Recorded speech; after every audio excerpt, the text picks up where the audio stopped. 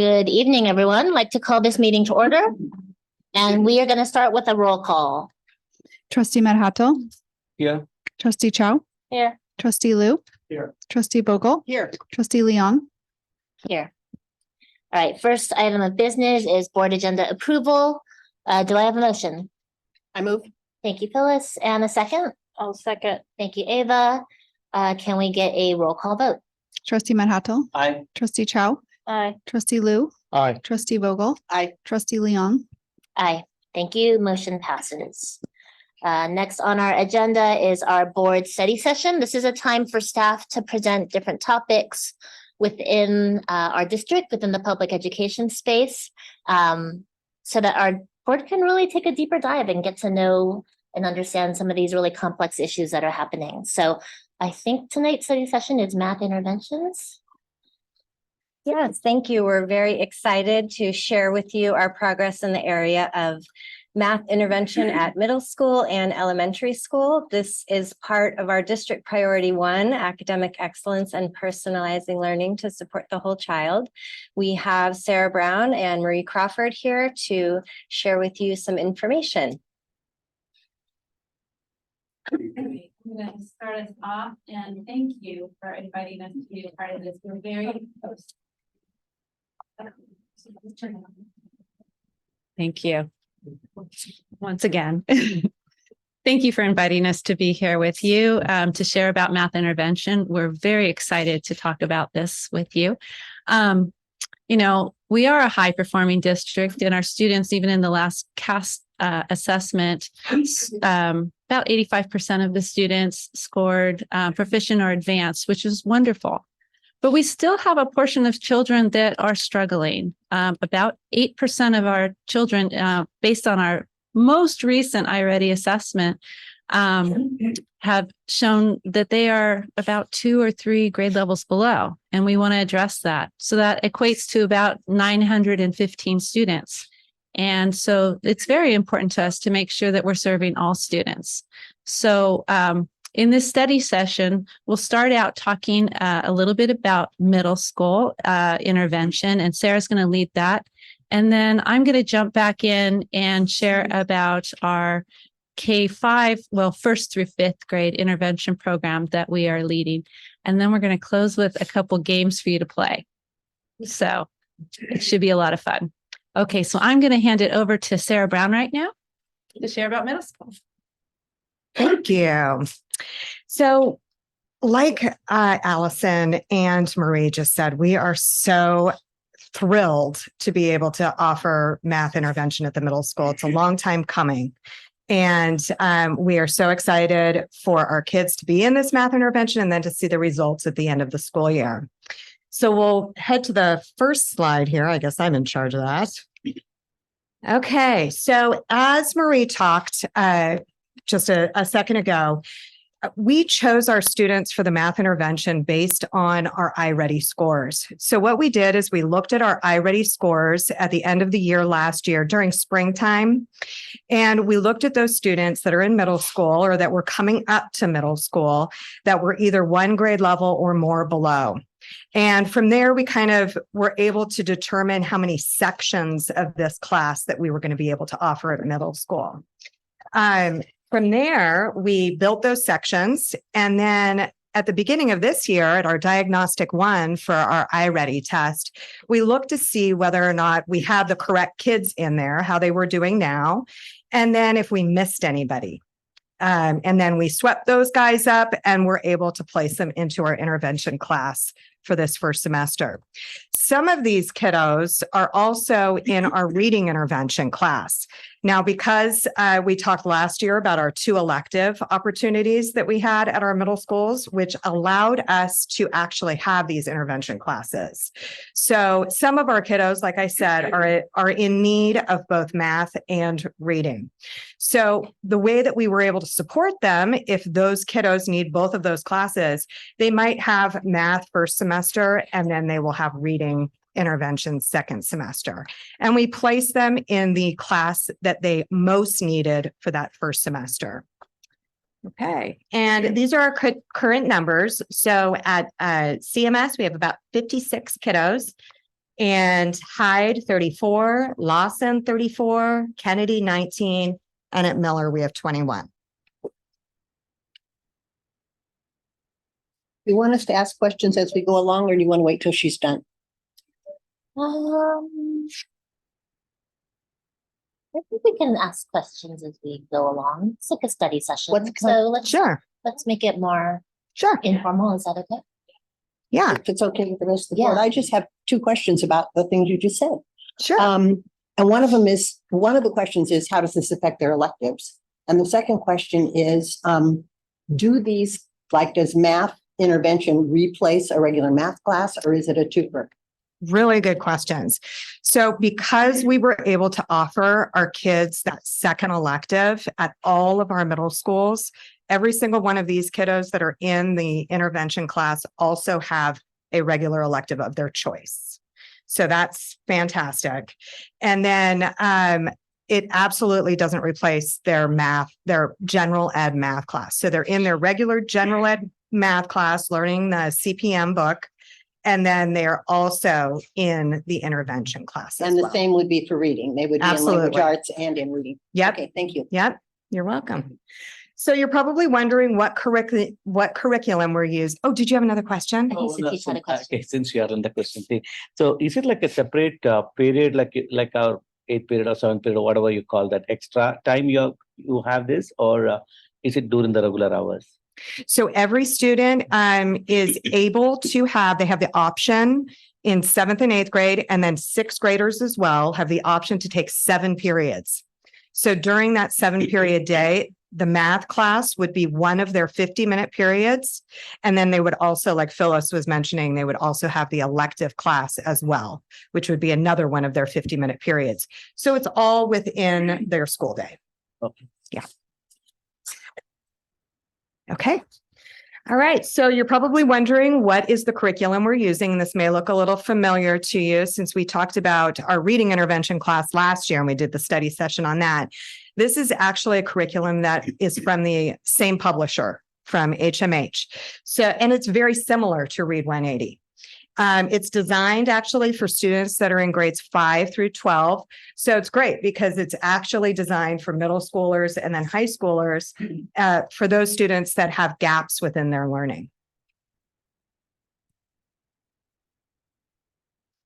What I really like about the program is that it's very focused on growth mindset. So the whole first unit within the Math 180 is all about growth mindset. And what's really great about that is that a lot of these kiddos maybe don't like math and have not felt very successful in math and don't feel like they can be mathematicians. And what we really want to impart upon them is that, yes, you can be a mathematician. You just might have some holes in there. And if we have a growth mindset, you can learn math and you can be very successful in math, and you might even have a career in math one day. So that's really what we want to impart upon the kids. And this is what this program does. So starts off with a whole growth mindset unit, which is great. And they're really trying to focus on having the kids believe in themselves, persist, understand, and to take charge of their own learning.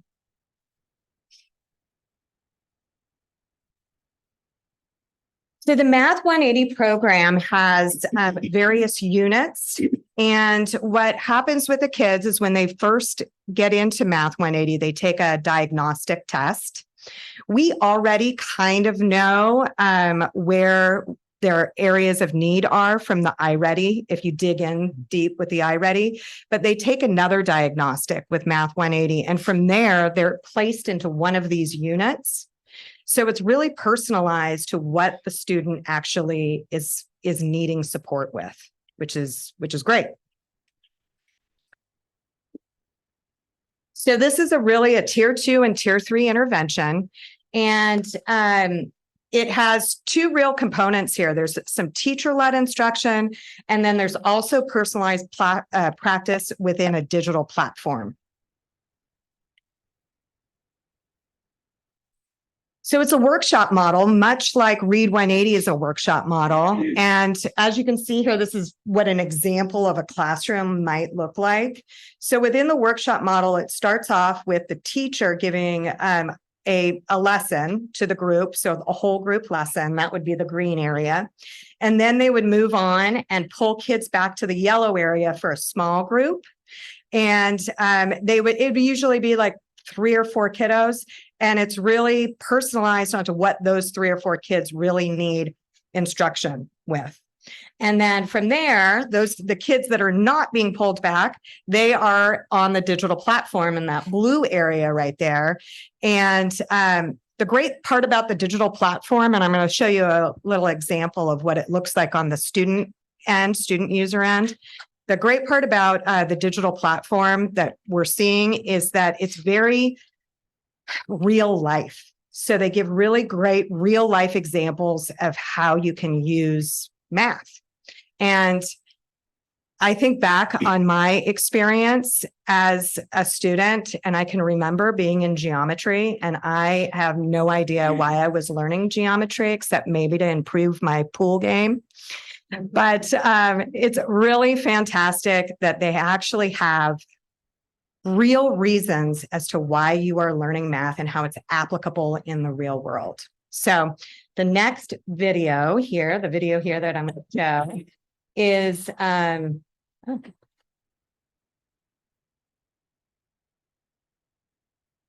is not my video.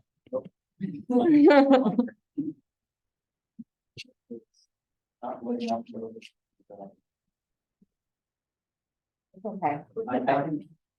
I might be able to figure out it.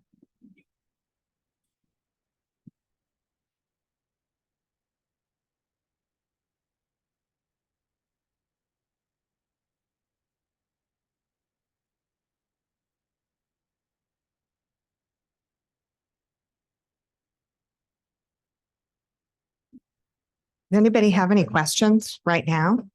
Sure, I'll ask a few as well. Okay. So when you introduced that, there was a slide where you talked about when they first come into Math 180, there's a diagnostic and they get placed into one of the 5. Yeah. Is it possible for them to be more? So I'm just wondering, someone who, for instance, could qualify to be in all 5 versus someone who only needs 1.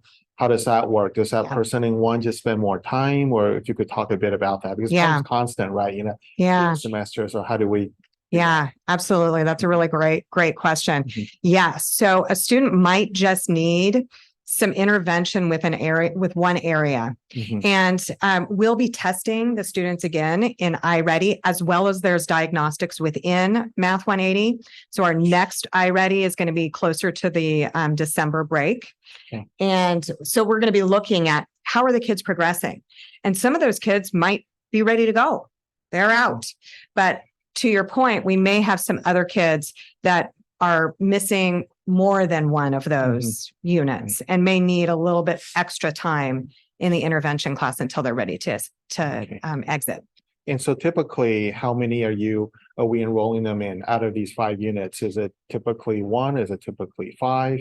We'll need, that's a good question too. We're going to need to talk to all of our intervention teachers to find out about that, because we are just in the process of getting through the diagnostic. Okay, thank you. Can I ask a question in terms of the intervention and kind of following up on what Phyllis asked? So if that's in one period and then they still get their elective, but then you had mentioned like ELA intervention as well, are all of the different subjects intervention happening in that one intervention period? No, not necessarily. But they can change to a different period at the semester. So some of their classes get kind of reorganized, which is normal for all kids. So it's not disruptive to the kiddos. And then sometimes it might be just a quick switch. Some of them may have a reading intervention at the exact same period as a math intervention. And at the semester, then they can just switch into that class. Same time period is what I mean. So it's one semester at a time, basically. Yes. Like, you would only do one intervention per semester. got it. Yeah. Also, I have a question about So you said that they're still having the regular class, but having Math 180 or intervention. And then knowing that there is a reading 180 curriculum, and I'm guessing it's like their own individual pace since it's customized. Can students do math homework from their regular class since there's someone there for help during the 180, or is it just focused on the reading 180? It's really focused on the Read 180, and mainly because to get through the full lesson, it's almost the full rotation of the groups. It really takes almost 2 days, so 2 50-minute periods. So it's pretty chock full of the intervention part. But to your question, Ava, I know a lot of our middle schools are also going to be starting the learning hubs after school. So that's where we're really more targeting those kiddos that are having trouble with getting the homework done, executive functioning, and that sort of thing. Yeah. Thank you for that reminder Yeah. about learning hubs. I have one question.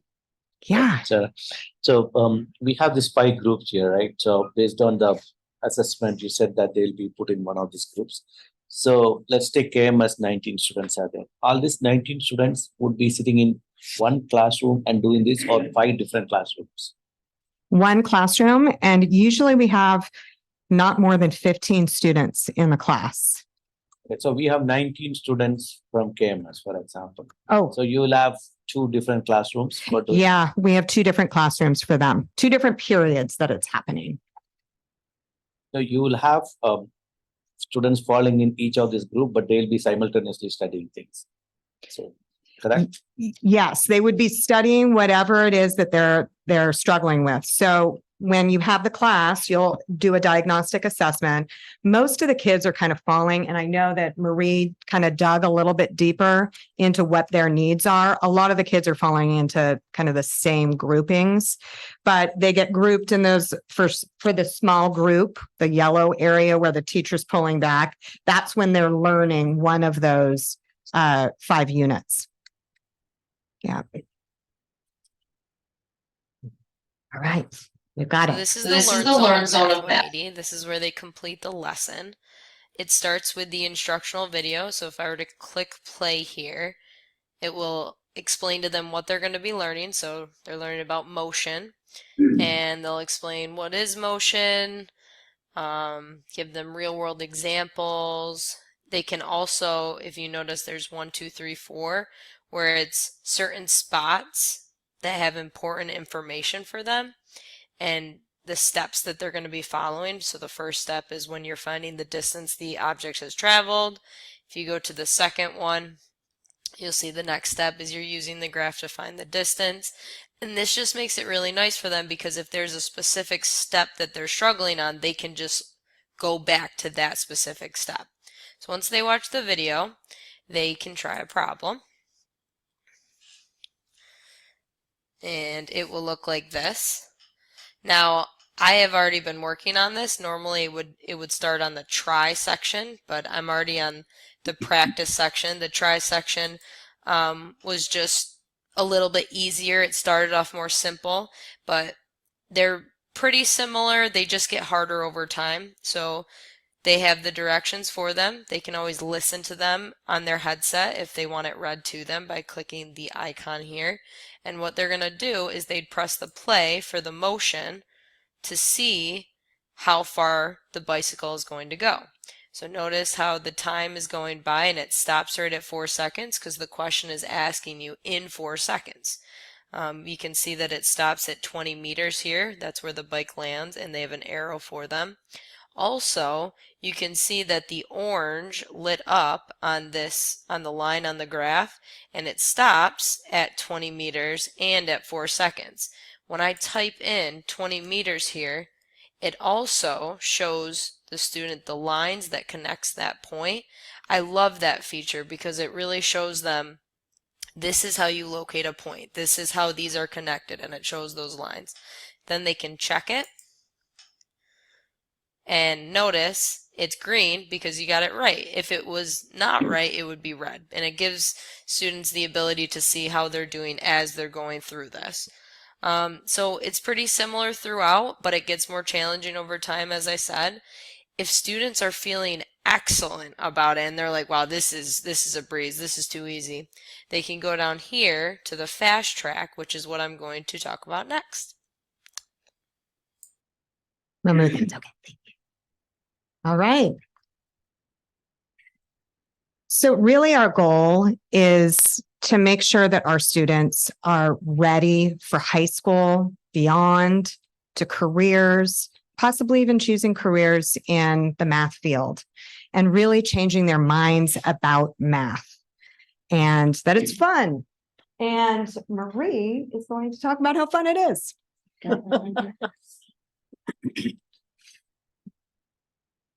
All right. So I'm going to talk about the elementary version, and I'm going to skip the video because I know that we're all set, but I want to make sure that we have enough time to play some games because that's going to be really fun.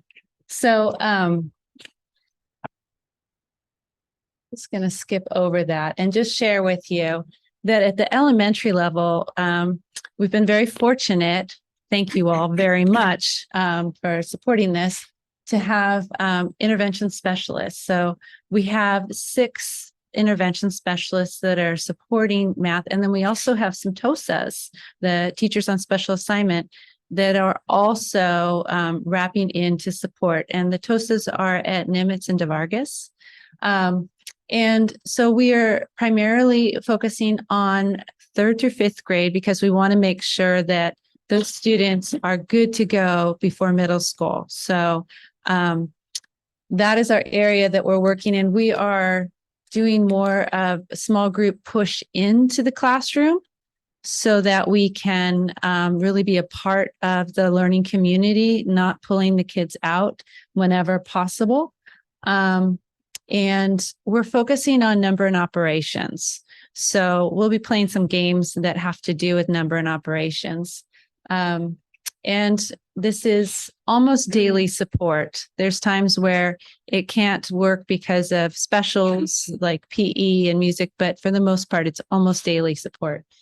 In addition to that, we also have the learning hubs that if it's not at if the math intervention teacher isn't there, we have after school or before school learning hubs that we will start to launch likely in October at the earliest.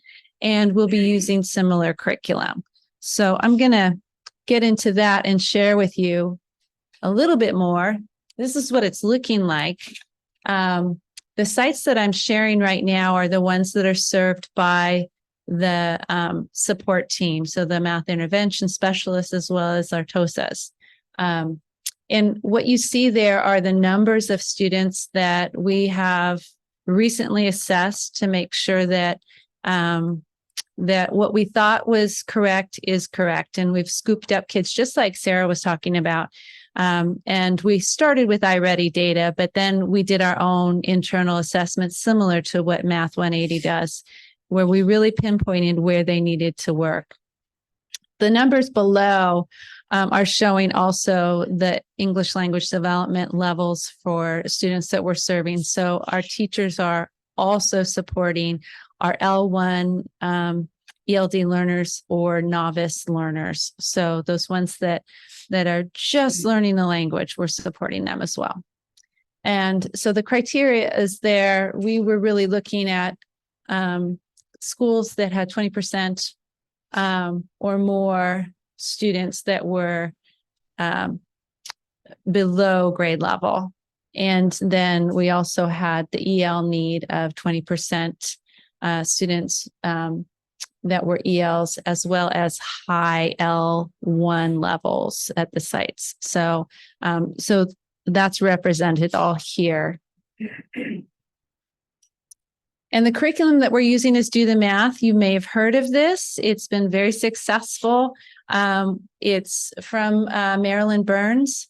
And again, we're just working with number and operations, starting with number to 20 and going all the way through to fractions, addition, subtraction of fractions.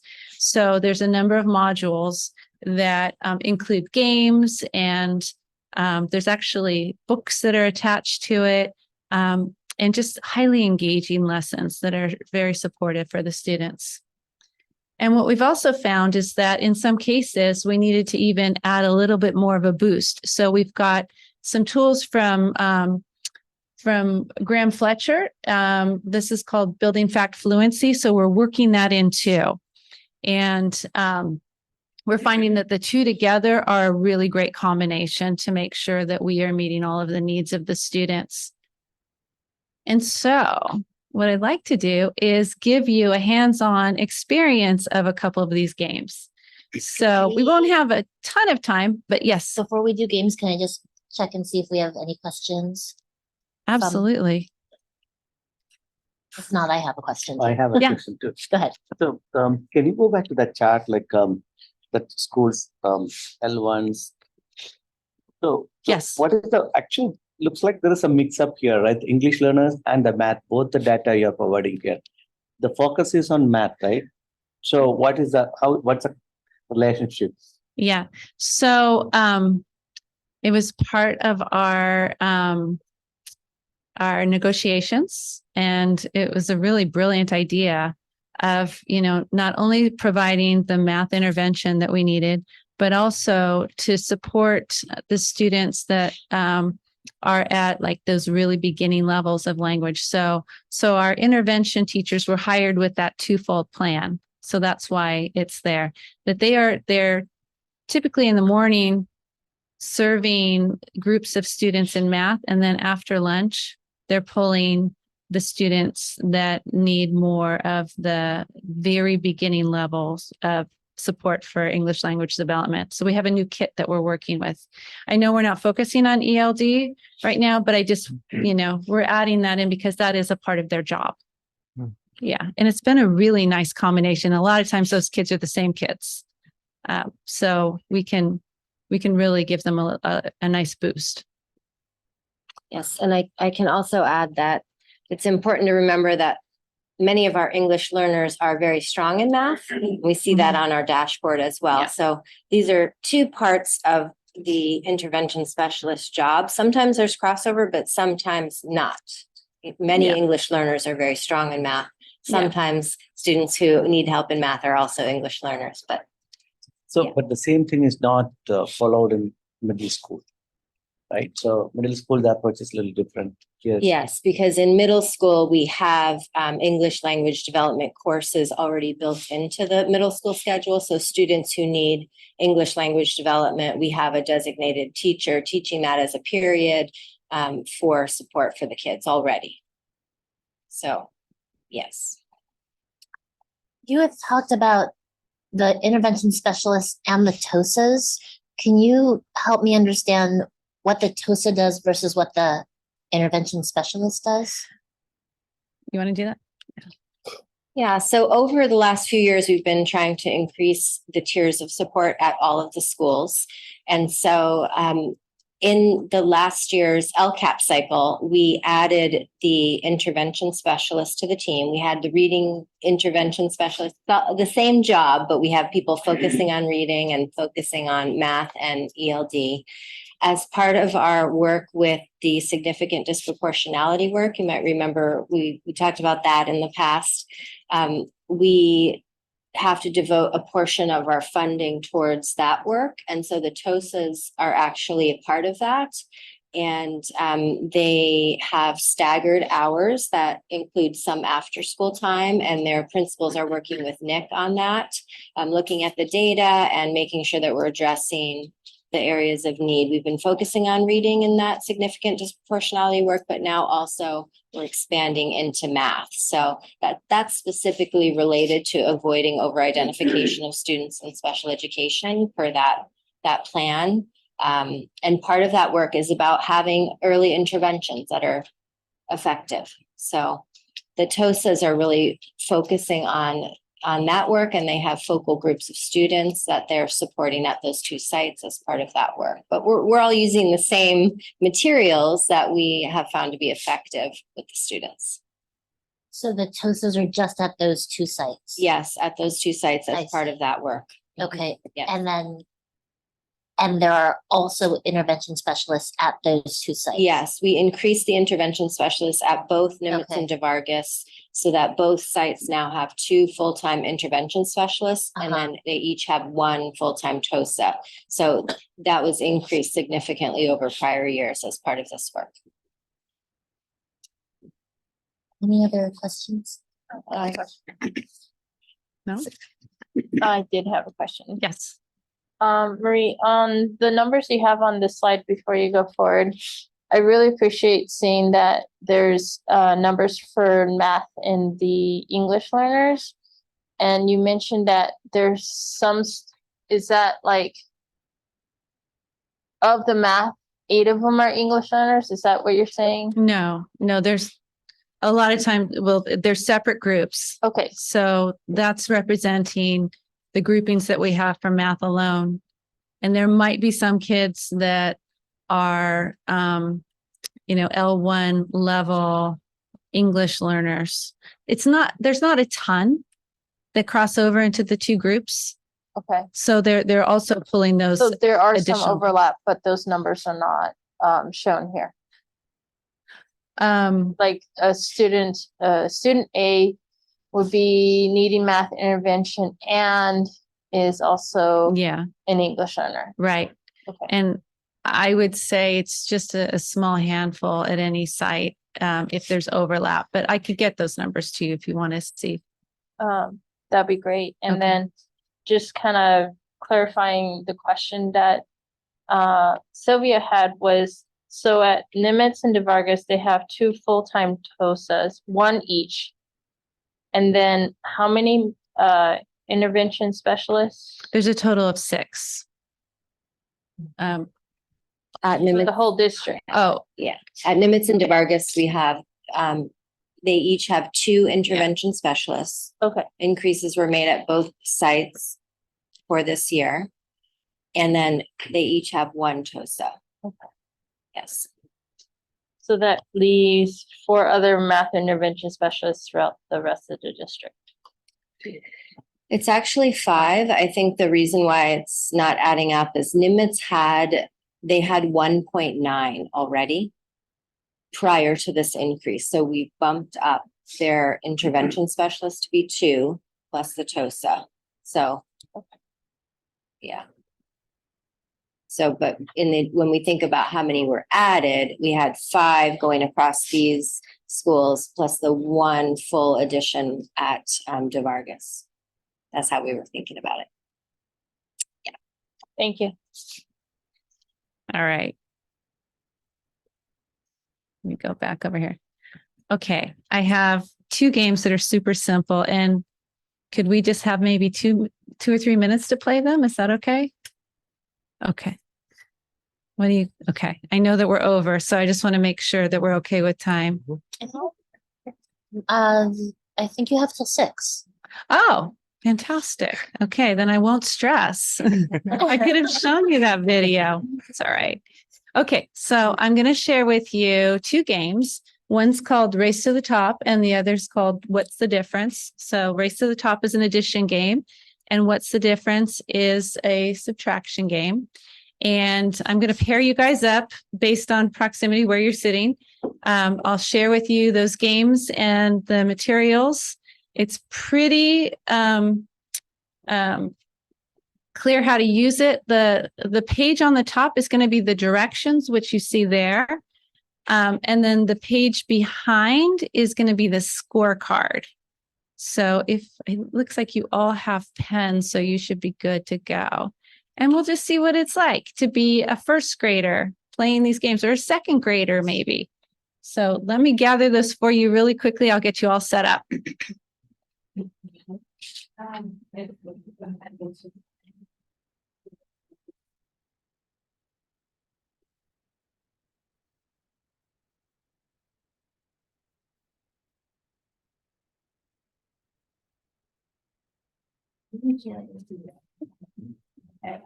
Right?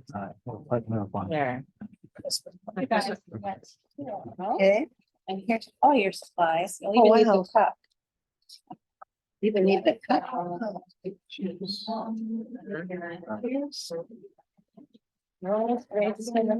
And the other one is what's the difference? You guys can decide which one you guys want to play. Addition or subtraction? I don't care, you pick. Let's do subtraction. And here is what. Okay, what's the And you can decide which one you guys want to play against. All right. time frame number? We'll start with this one. Going, Sure. The cubes. All right. 5 counters. The recording. 10 frame number card. So, the Yeah. cubes, So 2 color All right, counters. I'll do that. Okay. Players each build a train for the numbers. So, yeah, shown on two the red. card. So we only need 2 of these? Then- No, so you have to. Problem. I'm not sure what the purpose is for these. Two. We'll leave them out. So we need. Oh, I these. see. Okay, so you would match Hold these cards on each shelf. 3 and 2, I guess. Oh, these are the instructions, right? So we would actually. Oh, I see. So you would, so they're showing them how to, I guess, formulate. So I do So you would write build a train. 3 plus 2 there. because we got. And right, and continue shake and got it, and then. You're right, so, okay, so. We're not actually adding it up, I guess. We're just So you're just writing, gonna write the equation, that's it. recognizing what 3 plus 2 actually looks like Yeah. concretely. Right, right. And the only number you're working with is Takes 5. the number of Keep on going, counters 5. equal to All the the difference. different ways. Right. Two counters. 5, Oh, there you go. Without. Okay. No, different. and then you never get to the top. And I think it's a cooperative thing, wait. Pass the top. Continue to, until the additional problem. Truths have to find Right. round splits. Okay. So, Okay. yeah, I guess. So now we It's kind got of another interesting, card. you know, they could kind of learn probability also about, Yeah, yeah. To, okay, so we okay, take turns. so continue, all day, player A Yeah. continues to shake and spill. Okay, so basically one person keeps shaking, the other person keeps writing. Yep. Trade. And you get to the end and then you trade and then you, so the people reverse. Digital game. No, I would suggest just doing, It's interesting. you know, and just. You really want to play? Shaker. Sure, why not? Okay, I'm kind of curious. 5 minus 3. Yeah, if I- And then you got 2 counters to do at the 5. Okay, so this one, Okay. So. And I have 10. I guess So we should designate. we see Dark if there's a is difference. red, Two. maybe and light is I yellow. get 2 counters? Okay. yes, So that would so be that's 10. 1 plus 4, I guess, yeah, Yes. okay.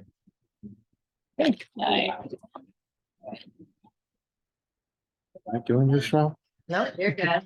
We got 1 plus 4 again. It seems easy to us, but the kids. Oh, yeah, no, I can, see Yeah. this is actually good to Mhm. sort of, Oh. learn to formulate So Oh. what do we do? I don't know. I guess well, still build your train. Yep, The same. we got the same. All right. So 2 minus 2. So nobody gets any points. I think so. Okay. that works. Do it. Yeah. Yeah. All right. Yeah, I was thinking red looks darker than yellow, Yeah. so. That's 2 plus 3. I would expect that, actually, so this is good, it's coming out this way.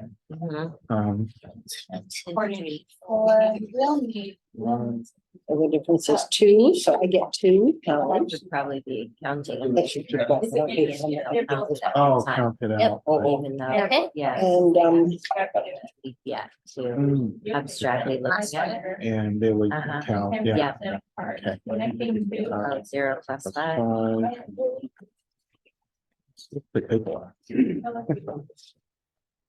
Here's your word. Yeah.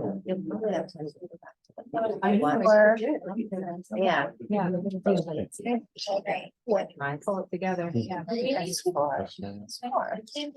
want to try the next one or you want to finish it?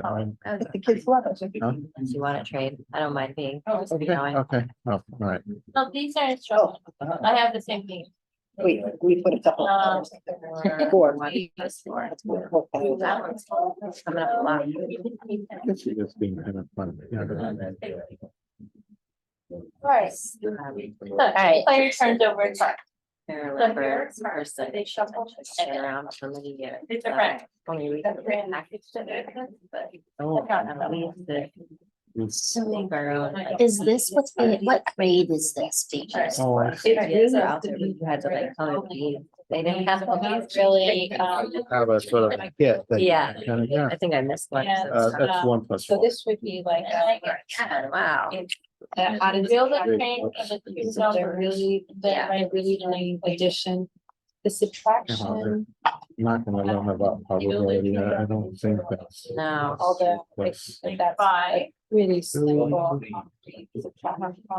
Subtraction goes all the way up Alright. minus Yeah. 4. Well, it's- 1,000, so that's. Yeah, the that game? should be- yeah. But the addition is up. These things are, you've probably seen them at school, they're, Mhm. when their kids are using. They're adding, yeah, constructing and deconstructing. So it's really still based on where they fall and what they need. Compare the things break out over. Over concrete, so. Everything. Are reading the number and understand physically. what number it is. Building concepts. And frame number cards. Building that conceptual. But I will have to say, I'm glad to see you're doing an emphasis on North that. counter. Oh, yeah, because that's, I think that's critical. And there was a time when it was like, oh, the kids don't need to wear back. I mean, that's, So the way down. So we're trying to build that in. yeah, that's great. That's Then look, give that. Yeah. This is- oh, Yeah, but you know, like this so if you memory, tell some kid what's 7 times 6, they can tell you. Yeah, or even. And then you, where's the Right. subtraction coming? from? Yes. Numbers. Yeah, right, exactly. Yeah, yeah.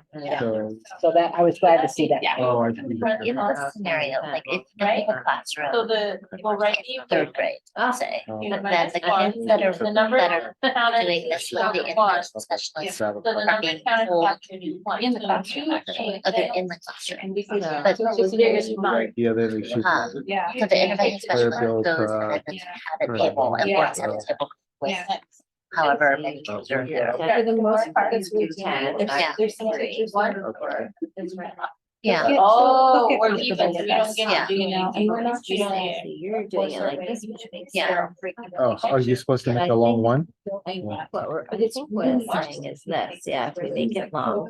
I'm big then. We're doing Oh, I a, So in the schools that aren't But a lot of times. limited subtraction to this, occur. then Not take there's Right, so five showing them intervention specialists Yes. how to think kind about of it. spread across multiple sites. Yeah. So like, Are what's they- the difference, learning the word How many difference. classrooms and how many sites does one? I see. Oh, I see. So 6 minus 2 is. they do that way. Got I've it. got And then we would times -3, and then the kids would count, Count. figure out what it is. So I get caught in the morning, they just. I Lighten the load a bit. I don't know what we put number of counters. Total 10%, not the 5 rounds, I had The card, six, the plater, and the T. would get no, seven. 7.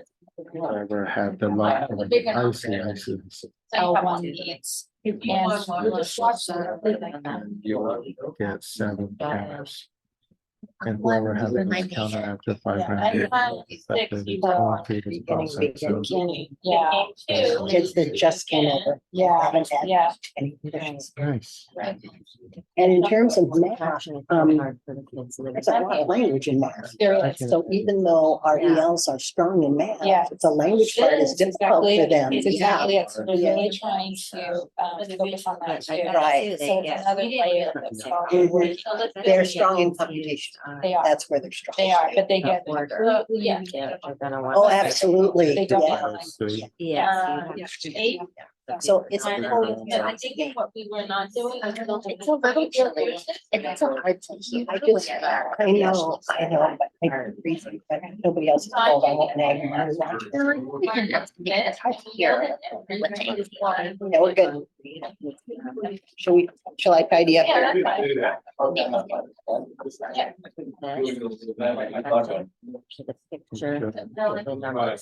Okay, so I'm gonna pull you guys back. This is exactly what happens with the kids too. They don't want to stop. Because it's engaging and fun, and they feel really successful, which is great too, because we're meeting them at where their needs are.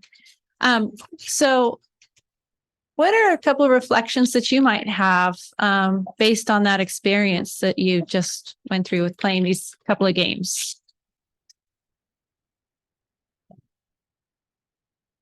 Well, there's visuals for the instructions. It tells them what to do. It's very clear steps, which step is what.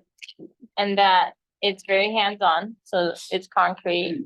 They can actually, they make you build it so they could see. Yes. But which number is bigger than the other. Yeah. I would say it feels like playing a game and not doing math. Yeah.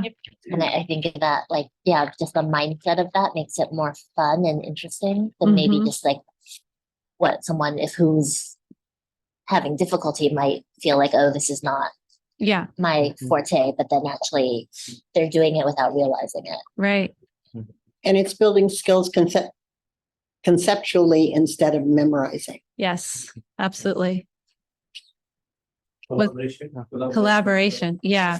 Isn't that so much more fun? You know, to be able to talk with your neighbor and, work it through and, discuss what you're observing. So we love that part too, that is very collaborative. And in the process, actually, they're practicing their math language too. So that's another component of this program where we really emphasize the language of math, and they get practice in that. They're not just, listening to us, they're practicing. So I wanted to, if there's no other comments or questions, I did want to share that video that I skipped since I did have more time. So I just want to make sure, are there any questions before I share that? Yeah. I have Yes, one question. So please. for the intervention specialists, what is the kind of special training we give? They are the normal teachers, or do they get some additional support? Yes, they were our classroom teachers and they applied for the position. And then we gave them an intensive 2.5-week training at the very beginning of the school year. So they worked really hard and collaboratively themselves. So they have a huge amount of expertise at this point in time, and are continuing to build on that and work together. So we meet every other week. And actually, this team asked if they could meet tomorrow in the afternoon on Learning Day so they could continue to collaborate with each other and build out some more lessons. So they're a very tight group that works closely, and they're just digging in. They're fantastic. Is it every year you change, they go back to the classroom, or do they? I hope not. I mean, the training was intensive and it was a lot to offer. I hope that some of them, most of them want to stay with it because we've invested so much in them, but it's always up to them. Yeah. Okay.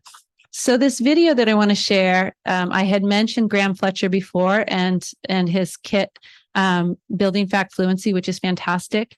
He's also put a lot of research into these progressions, and I'm just going to show a small snippet of a progression video that is much longer.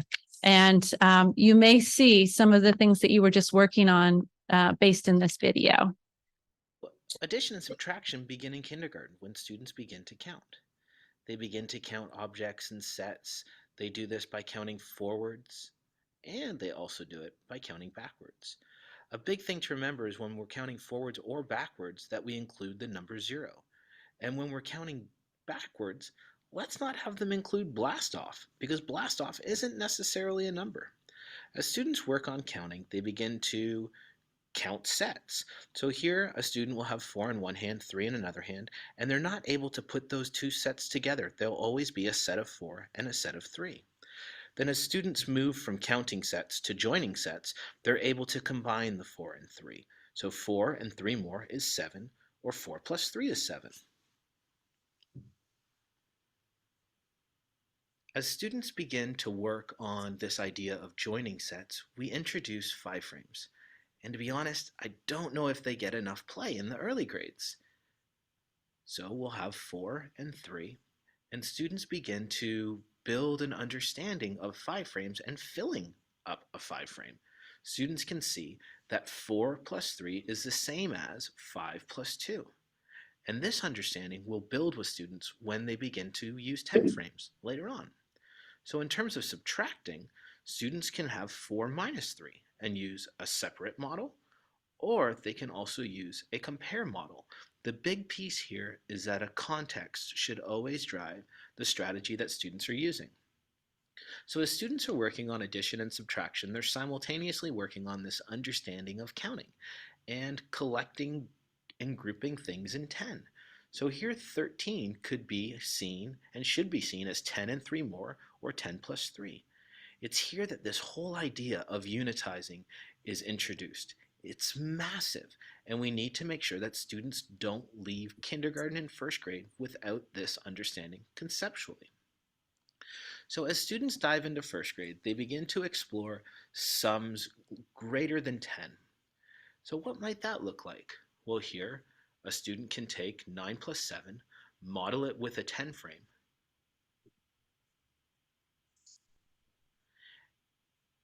and because they've worked on this idea of unitizing, or they're beginning to, they know that it's most efficient to, say, fill up a 10 frame. So they take 1 from the 7, give it to the 9 to make a 10, and they're left with 6.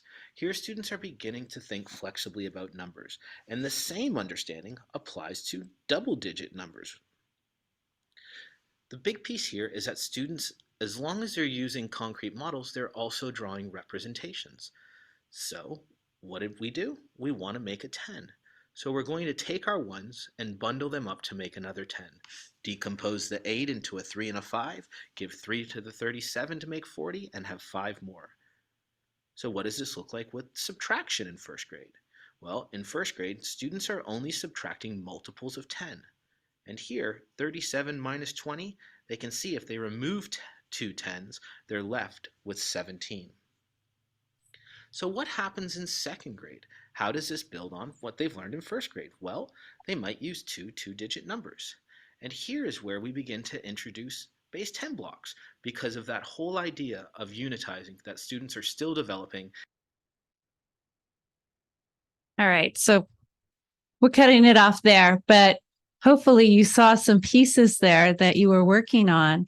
And, really that practice lends itself, it builds that foundation, and we want to make sure that we build on it and build on it and build on it, and we don't have a shaky foundation. So kids that are zipping through, sometimes maybe they are only thinking about the algorithm. It can create problems later if they don't conceptually understand what they're doing. And that, goes for addition and subtraction, but it's also for algebra. So the last thing I wanted to share was the ways that we're really working on building capacity is with the intervention resources that we have and that we're sharing. That's the Do the Math, as well as building tier 1 support with building fact fluency. And we're weaving that in with Do the Math, but we're also supporting it with our K2 teachers. So we're offering professional development in that area to support them in building up these skills. And then last, we're also working on building up the understanding of math workshops. So we have an additional professional development that we're doing in that as well. So thank you. Are there any additional questions that you have for me? I just have a comment. Go ahead.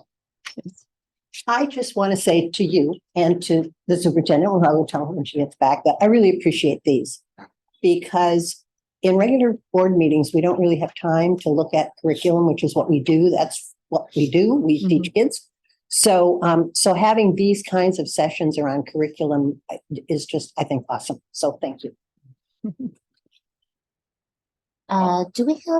We don't, oh, go ahead. Oh, no, I was just gonna add a +1 to that, but a question on this. I really like now, especially with the context of the video, making that connection between the physical and because I find myself, honestly, even now when I always have trouble with 8+5 or 7+6, I find myself building that 10 frame. Actually, I didn't realize it had a name. So how many of these kind of kits are there in the entire portfolio? I think these are really great. I'm just wondering how many different kinds are there. Well, there's lots of Lots of games. Lots of games. Yeah. And for each level, so for addition and subtraction, there are 4 modules, starting with the very beginning of just understanding number all the way up to 20. That's it. And then it moves through all the way to addition and subtraction in the thousands. So that's addition, subtraction. Then we move on to multiplication, and there are 3 levels. Then division, and there's 3 levels. And then fractions, there's 3 levels. So it's pretty comprehensive. Nice. Yeah. Well, wish I could go learn math again. It's it's fine. Thank you. Absolutely. I just want to check and see if there's any public comments. No, there are not. I really appreciate how to hear from Satisha's question that the and math intervention specialists in the CHOSIS had 2.5 weeks of training. So it's pretty intense and that they continue their professional development in terms of supporting each other and meeting every 2 weeks or so. And I think having that system set up provides them that support so that they can support our students. Quick question on that video, which is really good in terms of explaining how the progression of learning. Is that a video that came with any of the resources, or was that something that you all were able to find as a great resource? It's actually a great resource. It's out there, and anyone could look up math progressions with Graham Fletcher. But it is woven into the building fact fluency as well. So there is an overlap there. And a lot of elementary teachers know about his work. Yeah. Thank you so much. Absolutely. No, I think, thank you very much. Really appreciate a lot of learning from that and very interesting actually. +1 with whatever Phyllis said. All right. Well, Sarah and I thank you again for giving us this opportunity to be able to share with you what we're up to. Thank you, Marie. Thank you, Sarah. It's really informative. And it's really great. Just echoing my colleagues' comments, it's really great to see how our district is supporting the students, especially in this area of math. So thank you for your work. Thank you for all the folks that work under you in your team to be supporting all of our students. Thank you. So I think now we're going to take just a few minutes of a break because we won't start our regular session until 6 p.m. So we'll go ahead and just put a short break up there, and then we will reconvene at 6. All right, welcome back, everyone. I'm reconvening our board meeting. We just finished our study session on math intervention, and thanks again to the staff for presenting. We're very happy to see so many of our students and families here today to have our first school presentation of the year. So we're looking forward to that. And our next agenda item is the flag salute. And I believe we have a student from Montclair who will be leading us today. So welcome, Jack.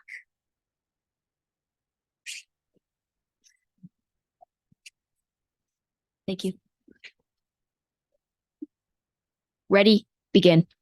I pledge of allegiance to the flag of the United States of America and to the republic for which it stands, one nation, under God, indivisible, with liberty and justice for all. Thank you. Thank you. So for our next agenda item, we do have a school presentation. We're excited to have Montclair Elementary here with us today. So Principal Maiden, I will pass the time over to you. Thank you. Good evening. Thank you so much for giving us the opportunity to come and show off our wonderful school over at Montclair. If you don't mind to go ahead and skip to the next slide for me. Yeah.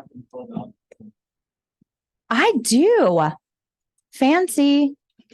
All right, I went one too many. So this is my actual first time that I have been able to introduce myself formally to you as the board. I've seen all of your faces, but I want to take the time.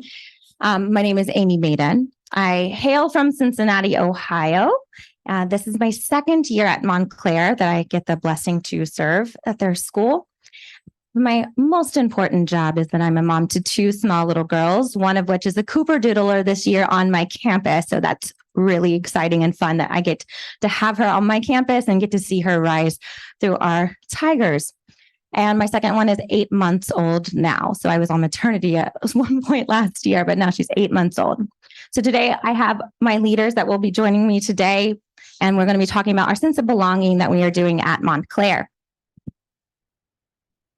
So let me introduce Mani Ganti.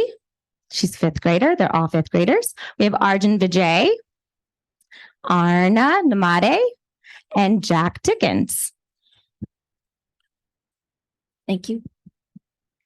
So here at Montclair, we have the community events. We have all of the monthly events listed on the board, but the two I want to talk about is the Montclair 5K in September and the Watsa in April. The Montclair 5K is when people from all over the neighborhood come and gather, and you run, and then after you run up to Rancho, and then after you come back, you can enjoy music and enjoy food with family and friends. And then Watsa is where it's like a carnival. There's prizes, there's games, you can run for prizes, and there is also a secret auction. And then another one is Cone Ice Tuesdays, which is new in 2023.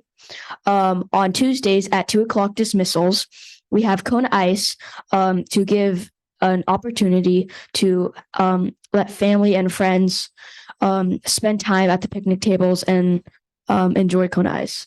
And 20% of all profits go directly to our PBIS fund.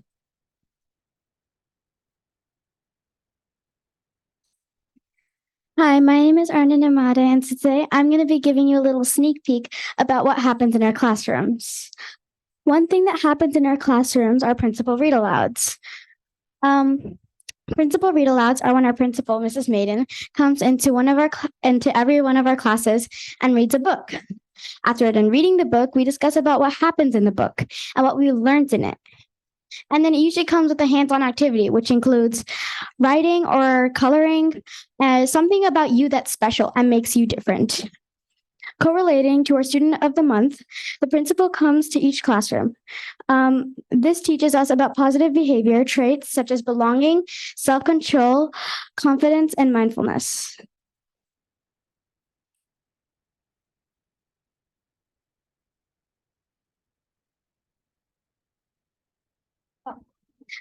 Another thing that we do in our class are morning meetings.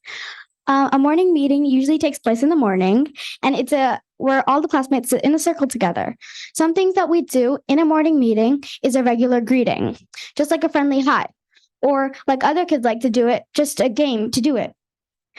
Another thing we do after this is a sharing and group activity. A sharing and group activity is where we get to pick a game where we can all play. Teams or no teams, which game it is, we all get the chance to have fun. My name is Arjun,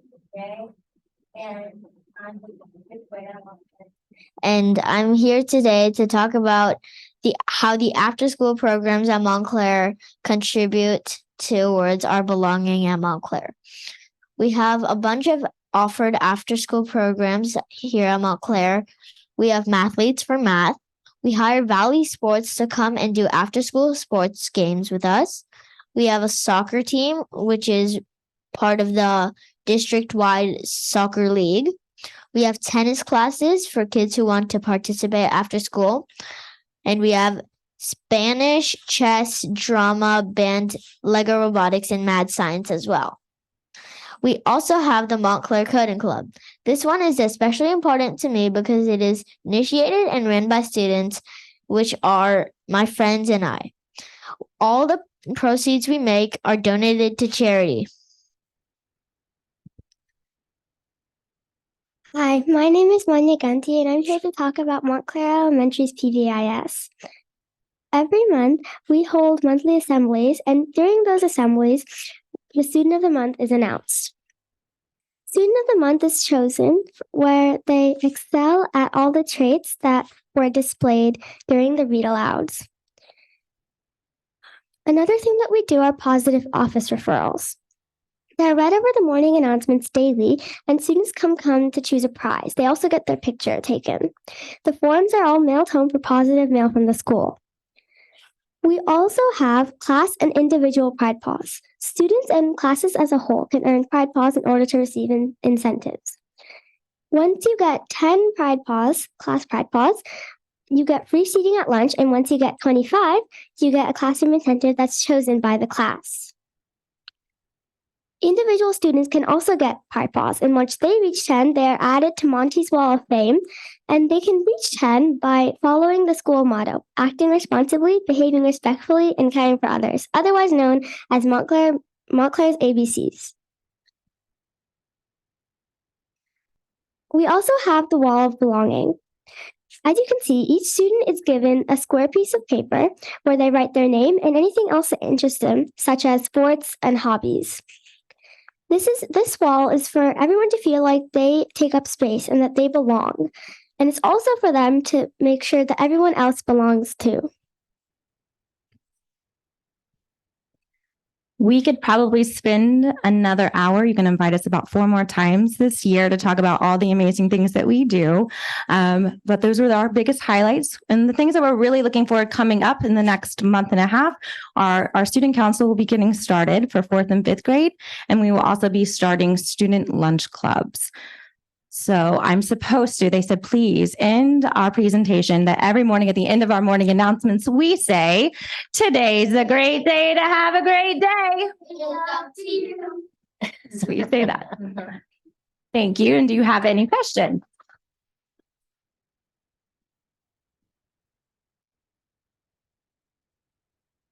Do we have any questions? Just thank you. It's the best just to have the kids here. Thank you, Principal Maven and Manya, Arjun, Aaron, and Jack for presenting today. It was really great to hear about what all of you are doing to help build that community. I love hearing about Kona Tuesdays. I'm gonna have to drop by sometime. And the Wall of Belonging and all of the things, the WhatsApp, the 5K, all of these things. And it really takes a lot of work to build community. It's not just something that the adults do. It's something that you as students are doing as well every day in the way that you're leading your classmates. So thank you for the work you're doing. We would love to take a photo with you. So I'm going to invite you to come up here. I'm going to invite my colleagues to come up and take a nice photo. And parents, you're welcome to stand. Join in. Yeah, stand there and get in a good spot for a photo.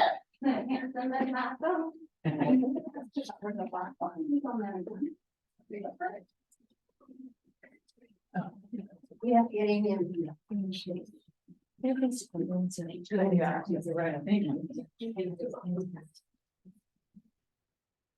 Okay, go.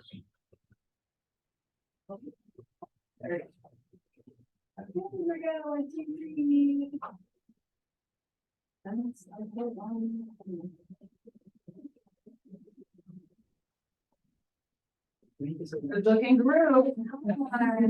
Thanks for meeting next time. Thank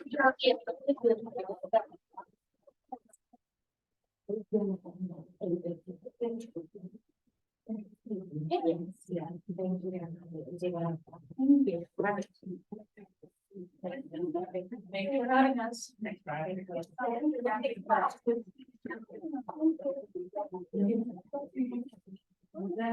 We always love having students come and join us.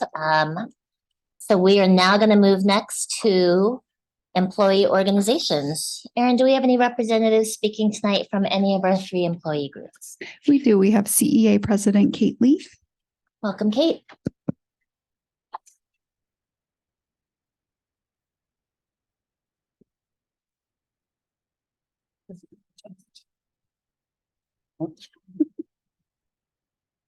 Probably had it set up just right. Yeah, thank you.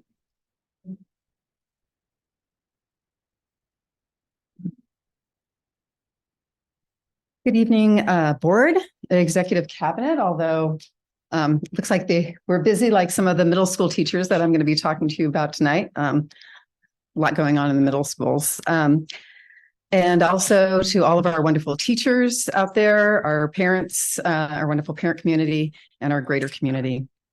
Last week, it was last week because we had our board meeting last week. Usually it's 2 weeks apart. I spoke about the importance of clear, consistent procedures and processes, how our district's lack of these causes an unnecessary burden to our teachers. It increases the hours it takes to complete our job duties, particularly within our duty day. It also makes us feel like our needs are not considered or prioritized by the district, and that our knowledge and experience isn't valid or important for improving systems. This lack of consistent procedures is compounded by the lack of communication that reaches all CEA members. That, the lack of the communications, they don't reach all of our CEA members in a consistent way across all sites and across all job positions, or in a timely way. Very often it's last minute. So tonight I'm going to be sharing some examples of the impact this has on our middle school cooking electives teachers. I think it's disturbing that the district made a commitment to provide an extra period at all schools and to make sure that we have an increase and a wide choice of electives.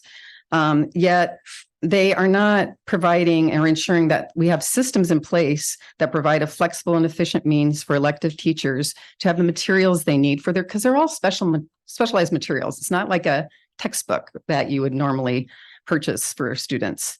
That they will be able to provide for their students throughout the year. So shopping continues to be a burden for many of our cooking teachers, especially cooking teachers, because so much of what they have to have as materials is fresh produce, fresh meats, dairy products. All of these things need to be purchased on a regular basis so they're fresh and available when they have their class. So as I said, the middle school teachers are very busy right now and weren't able to be here this evening to tell you directly, but they've asked me to speak for them. And some of them are going to actually come to another board meeting so they can present to you for themselves, because they are just so passionate and love what they do and their work with children and providing this wonderful experience as an elective. But they're very frustrated about the process that they have to go through for simple things like getting their materials. The first letter I'm going to read is was written. They introduced themselves in the letter, and they will be sending a copy of this to the board in email. Good evening, board members. We are Beth Hawthorne, culinary arts and life skills teacher, and Melissa Hickey, art and yearbook teacher. Unfortunately, we're not able to speak out our concerns in regards to this process and policies on behalf of the entire elective department at Kennedy Middle School. We both have been employed in this district for the past 12 years, but in the last several years, the mounting frustration across the elective department in regards to purchasing supplies and materials that are needed for our classes has been a burden on many levels. The communication from the district, from budget secretaries to staff members in regards to purchasing, has been lacking and has not been an easy process. In the past, it was very simple. And I'm just going to stop for a moment because I realize that everybody in all our job positions throughout the district, outside of my own union, are doing their best. And their intent is to make everything work really well. And so I just really feel that it's not that that the communication is needed and the understanding is needed and the listening is needed. So whenever I bring something up in these letters or when I mention something, I'm not trying to point fingers at anybody. It's more like, let's be aware of where the pitfalls are in our processes or when we don't have a process. So in the past, it was very simple. We had flexibility to purchase what we needed and turned in reimbursement forms for out-of-pocket expenses. For those of us who had corporate cards to purchase at Safeway and Smart and Final, we would use those cards. It has gotten to the point when purchasing supplies is taking away too much time. It's taking way too much time. The process is not smooth via the district office, and we are constantly having to change lessons because items are denied or canceled by the district. Items didn't arrive on time or are out of stock, and in return, we are not being notified unless we have inquired. With this new Amazon and vendor process, making a shared wish list, then sending it off to the next secretary and purchaser at the district, we no longer have any way to track our own items as they are removed from our wish lists and we are out of control. It's out of our control. The micromanagement from the district has made our jobs incredibly harder, and the amount of time to peel these layers and jump through the hoops has gone over and beyond our contracted work hours. It appears that when policies change, no one communicates or informs us, and it puts teacher in a vulnerable position. We have special courses that have very specific needs, and the district just doesn't realize the time it takes to purchase supplies. And getting denied when we try to purchase those supplies and to have to start all over again because they claim we should go through their vendors instead of more easy accessible vendors that they could use. We are forced at times to use their vendors, which may be more expensive than Amazon and other places that they prefer to purchase. And we're on a budget, but at the same time, they're on a budget and always looking for the best prices and deals.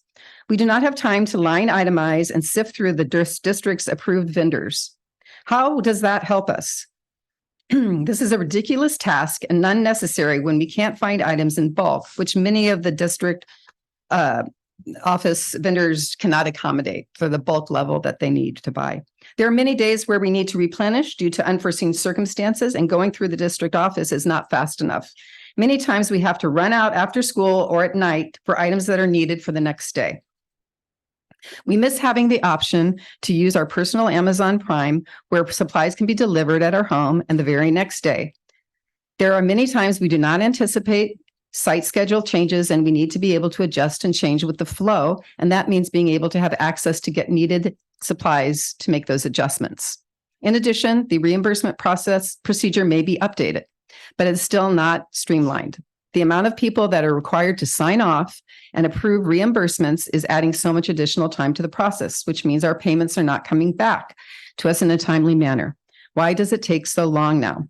Can these reimbursement forms be immediately sent to HR and eliminate the layers of people in between? An updated process should be quicker in all steps, and this is not. We're asking the board to please work with the district office to allow us to have the flexibility to do our job effectively and efficiently. We are the experts in our very specific content areas, and the DO just doesn't understand the complexity of what goes on into our programs. We have an incredible elective program throughout all 5 middle schools because we put our heart and our soul into our jobs and our students. This is what makes CUSD shine. We want to make it clear we are drowning in the limited resources and access to what we need to run our programs. We are exhausted by the extra time that we need to put forth on purchases that can take less than 10 minutes through online shopping. Please support us and let us spend the time creating amazing lessons, connecting with our students, and enjoying our teaching instead of having to shop. Here are some solutions that would be extremely helpful for all of us in the district who constantly and consistently make large supply order purchases. 1, please reinstate the previous Amazon process of allowing us to purchase from our own Prime accounts and be reimbursed. 2, a universal credit card prepaid limit card for each of us to use along with submitting our receipts. And 3, not having to use solely district chosen vendors, so we can be more economical with the donated funds coming directly from our students' families. This is a notes that were sent to me from Chris Stibbard, who's a cooking teacher and handles the purchasing of cooking supply for the other teachers at Lawson Middle School. cooking teachers have been working for 2 years to get improvements and clear protocols in place in terms of how purchases can be made. The biggest issues have been inequities across campuses. Some sites may have multiple accounts through which to secure ingredients, and while others only have one. This is improved, but with some major hiccups still occurring. Dana Eno was brought into the conversation at the end of last year and has been working on setting up clear protocols and offering a support when things aren't going so well, but there are still many issues.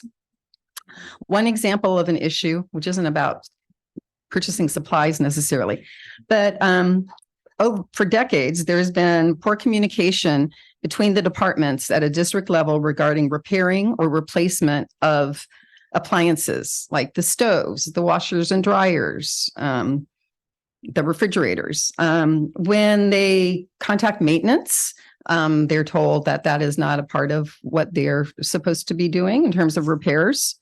But when they talk to other people in other departments in the district, they're told that it should be repaired by maintenance. So again, silos of communication instead of clear communication across districts and clear SOPs and protocols. So it can take months and months worth of work by a cooking teacher. Because I basically say the cooking teacher and the secretary at the site need to figure it out. So it takes months and months of work to get an oven replaced or a failed washer or dryer replaced. It shows the bureaucracy we encounter. The expectation that our site should figure out how to fix a new appliance installed is like asking teachers to repair their own school laptop or fix the air conditioning unit that isn't functioning in their room. It's ridiculous and it's insulting. The new bell schedule is also something that shows that there wasn't a consideration of how that might affect elective teachers. She has a first period class. And so the beginning of her duty day to the first bell, she has 7 minutes. If she does this within her duty day, 7 minutes to set up her class for a cooking lab. She's forced, in terms of having it ready, to be early before her duty day starts to be ready to execute my job. She wasn't given a first prep period, although some other elective teachers have a first prep period so they can set everything up. And they're able to use their time that way. So there's not consistency or equity in that. Our classes are unique and should be given considerations in terms of schedules. A huge issue that is still happening is that school accounts like Safeway and Smart and Final periodically block their purchases.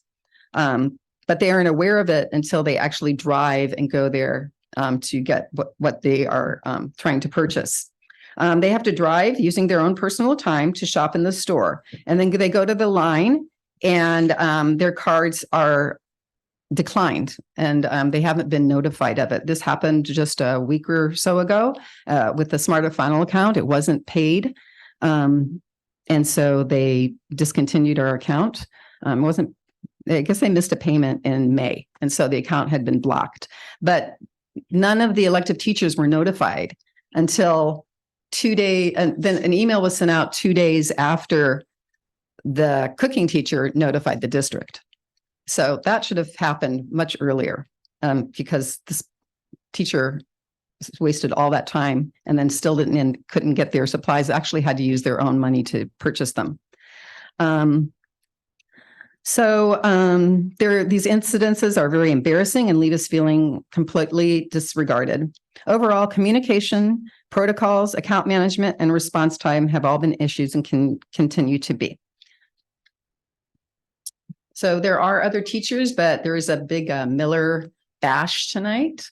At their school, so they weren't able to attend, but they would like to come another evening to talk to you. And really the goal is to figure out how we can make this a smoother process for everybody involved, because I'm sure that within business services that they have a lot of restrictions and things and ways that they have to account for money. And I do know that they've tried, but maybe getting everybody all together in the room and going through what the problems are and sharing some ideas might be a good start so that they really understand how these affect them on a day-to-day basis. So thank you. Thank you, Kate. All right, we are going to move on to agenda item 5.1, public comment. This is a time for public comments for items that are not on the agenda. And we do limit each comment to no more than 3 minutes per speaker, depending on the number of comments we have, for a total of 20 minutes during this segment of the agenda. I know we do have one speaker here in person already. Do we have any other public comments? We do. We have 2 public comments. Okay. Rosa Kim, if you'd like to come to the podium. Thank you. Good evening. My name is Rosa Kim. I'm the board president of Fremont Union High School District. Both of my children attend the CUSD schools, Montclair and Cupertino Middle School. So it was wonderful to see the great presentation by Montclair students today. And as a former CUSD parent, I deeply appreciate all the hard work that you and the CUSD staff members are doing for every student in the district. On March 7th this year, our board passed a resolution indicating its intention to transition governing board elections from at-large elections to by-trustee area elections. The transition will see board members elected from trustee areas instead of by all district voters. As part of this transition, our board is seeking input from the community on the development of the trustee area boundary map. Considerations for trustee area include 1, containing nearly equal number of residents, 2, drawn to comply with the Federal Voting Rights Act, 3, compact and contiguous as much as possible, 4, respecting communities of interest as much as possible. The district has set up a web page to share the process and timeline. 2 pre-map public hearings have been held so far, and the next meeting will be the first map public hearing on October 17. At the public hearing, we'll share a preliminary map drawn by demographers to get the community input. I would also like to share that at Tuesday's board meeting, the board decided to form a citizens committee to further engage community members in the mapping process. The district will continue to update the web page with more information about the committee recruitment. For your information, I brought postcards we mailed to 105,000 households in the district boundary and flyers we distributed at pop-up events and informational presentations. I would like to ask for input from the CUSD community during this process and would appreciate it if honorable CUSD trustees would share information about this transition broadly with the CUSD community. Also, your input would be greatly appreciated. Thank you so much. Thank you, President Kim. Next speaker. Evely Molina, if you could please come to the podium or raise your hand if you're joining virtually. Evely Molina. I do not believe that speaker is here with us tonight. Okay, great. Thank you. Thank you to our speakers. And thank you for the materials as well. We are going to move on to our superintendent's report, and I am going to turn the time over to Deputy Superintendent Leitner. Yes, there is no report this evening. Superintendent Yao is attending a professional conference this evening. Great, thank you. All right, we are now going to move on to our consent calendar. These are items concerning routine school operations or items we've already reviewed and discussed. So can I get a motion? I move to approve items 7.1 through 7.5. Thank you, Jerry. Can I get a second? Second. Thank you, Phyllis. Do we have any public comments? No, we do not. Okay, can we do a roll call vote? Yes, Trustee Madhato. Aye. Trustee Chow. Aye. Trustee Lu. Aye. Trustee Vogel. Aye. Trustee Leon. Aye. Thank you. Motion passes. Now we're going to move on to the information presentation. First item 8.1, District Sunshine Proposal for Negotiations of the CUSD CEA Contract Agreement. Mike? Okay, thank you. Yeah, it's that time of the year again. So we are getting ready to start our negotiation season. And as part of it, we bring forward our sunshine items for information. And then the next meeting, we would bring R and CEAs or CSEAs or anybody else that we're dealing with at that moment forward for an action item. And so what you have before you are the sunshine items for CEA. And I'm just asking that you take a look at these and be ready to, if you have any questions when we come around next time, and we'll go that route. This is something that we do every time there's we start negotiations, and yeah. Any questions or anything? Thank you, Mike. Do we have any clarifying questions from the board? Not me. All right, oh, go ahead. Oh, okay. Do we have any public comments? No, we do not. All right. And then you said this will come back. It'll come back, I believe, the next meeting. Okay. Either, I don't have my calendar, either the next meeting or the next meeting after that. Okay. For, final approval. Thank you. Next item, the sunshine proposal for negotiations for the CUSD SEIU contract agreement. Mike? Okay. Just like I said before, we're getting ready to bargain with SEIU as well. And we're bringing forward the sunshine items for you to look at, and we'll bring those back when SEIU comes with their items. Bring them back all together for an action item. And like I said, this is time that you can look at them at your leisure, and if you have any questions, we can talk about them at the next when we bring them back for board approval. Any clarifying questions? Any public comments? No, they're not. All right, thank you. All right, we're going to move on to action items 9.1, adoption of resolution 23-24-11, sufficiency of instructional materials for the 23-24 school year. Since this is an action item, I need a motion on the table. I'll make a motion. Thank you, Satish, and a second. Second. Thank you, Phyllis. And Deputy Superintendent Learning. This is just a standard procedure that we do every year. It's a follow-up to the hearing that we had at the last meeting. And we're required to take action on this at the beginning of each school year. Okay. Any questions or discussion from the board?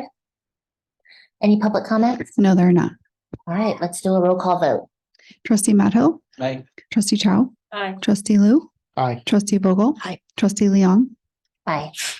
Thank you. Motion passes. And our next item is 10.1, board activity. This is a chance for board members to share and receive information regarding committee meetings or events that they've attended. Who would like to start? I'm happy to start. I actually had 2 meetings this week, one with Satish, where we met with the union presidents, and one with Jerry, where we did the staff office hours. So I will start and let you guys chime in. So I'm going to start with the union presidents. They were all there, Kate and Omar and Purnima and Satish and I. We had a great meeting, about an hour, and we talked about a variety of things.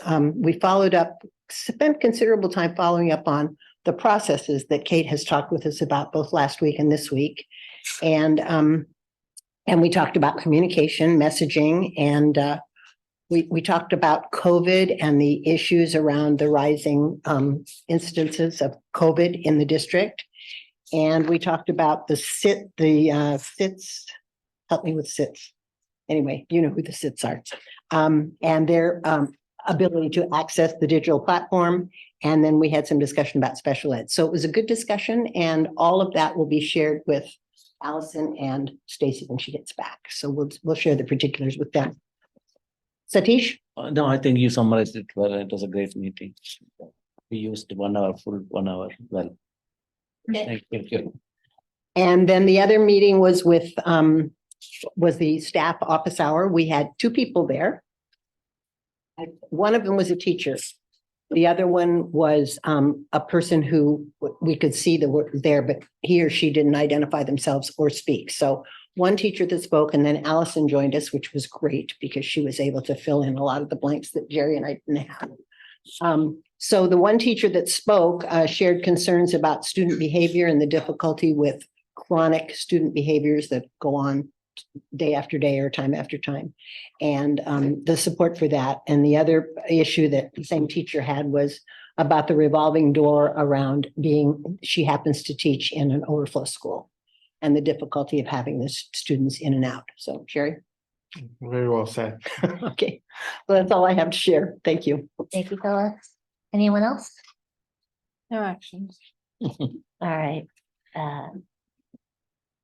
Okay, and last on the agenda tonight is agenda setting. Does anyone have any agenda items they're either calling to review or request new items to be added? I'd like to ask, some of these procurement issues that Kate talked about, if we could get an update in one of the Friday or maybe just understanding the follow-up. I think some of the teachers that she cited, my kids have had them. They're very, very good teacher, very passionate teachers, and I hate to have them kind of jump through these hoops so I'd like to understand if there's anything we could do there. So, yeah. I whether plus it's- one on that. Since it's a systematic issue, it's affecting not just one side, it's affecting the entire district. I have, again, probably the Friday update is good enough, or sometime, probably even in our board advance, maybe. How is this new electives? Now we moved into the second electives, and I know that it's a great transition, but how is it going overall? Update perspective. An update, and so you're asking for an update It could be on one of the agenda items in our board advance also, like. the middle school electives update. Correct. Okay. So we did it in last year we did a lot of talk about that, but how is it going, kind of thing? Yeah. Is there from the challenges from the teacher sides or the district perspective, and how it is? I like that idea because it keeps the public informed. Okay. To ensure that, And I would say for the procurement issues, I think a Friday memo is fine. I know already, I know that staff have already been working on some of that stuff, so it'd be good to share it with the whole board. Yes, we can follow up on both of those items. Yeah, great. Thank you. Okay, then with that, I will close tonight's meeting. Thanks to everyone who joined us, and see you, I think, during this meeting at 6:41.